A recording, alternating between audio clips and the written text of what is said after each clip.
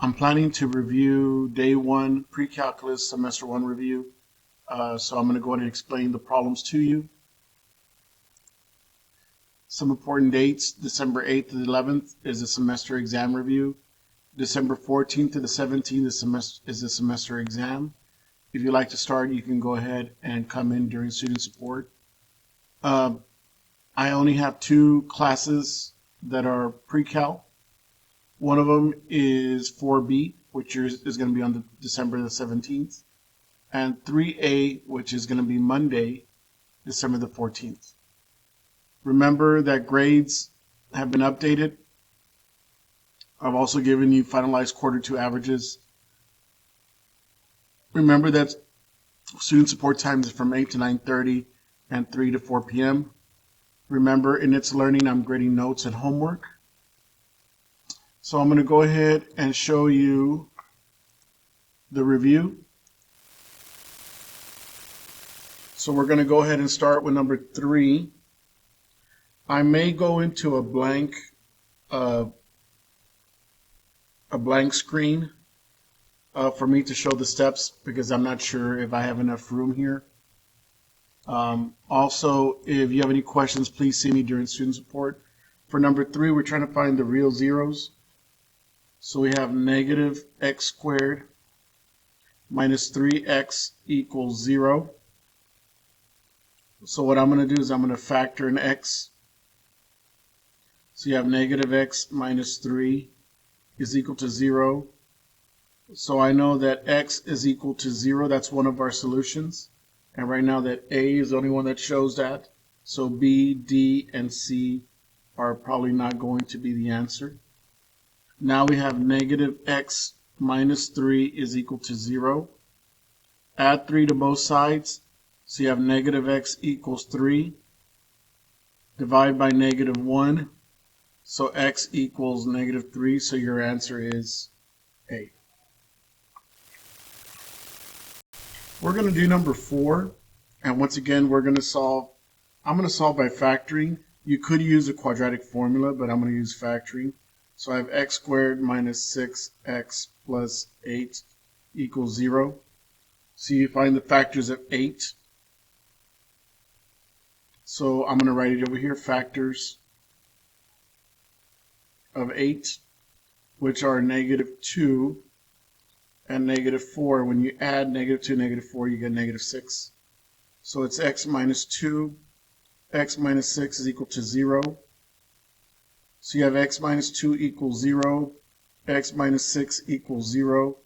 You add 2 to both sides, so you have x equal 2. You add 6 to both sides, so you have x equals 6. So that's how you find the real zeros for number 4 and the one that we did beforehand. For number 6, we're going to go ahead and multiply this complex number. So we have negative 3 minus 4i times 2 plus 5i. So negative 3 times 2 gives you negative 6. Negative 3 times 5 gives you negative 15i. Negative 4i times 2 minus 8i. And negative 4i times 5 gives you negative 20i squared. So you have negative 6 minus 23i. And here we have negative 20 times negative 1. Remember that I squared is equal to negative 1. So you're going to substitute here.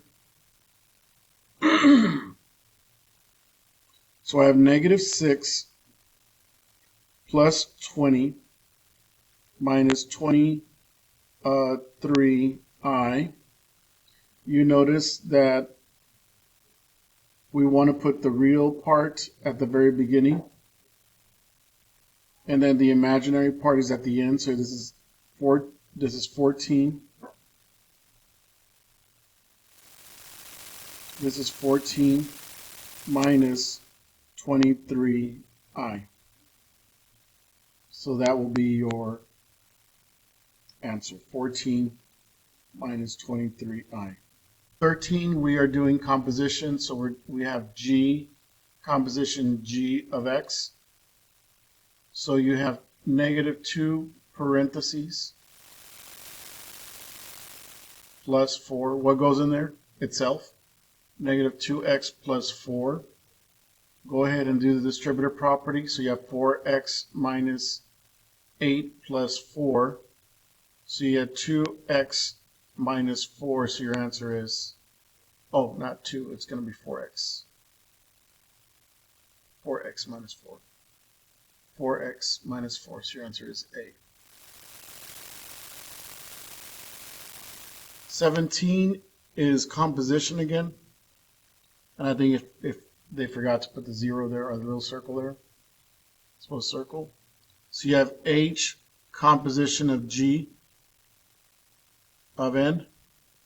So you have H composition of N cubed plus 3. So we're going to use H, so you have 3 parentheses, N cubed plus 3 plus 1. Apply the distributive property, so you have 3n cubed plus 9 plus 1.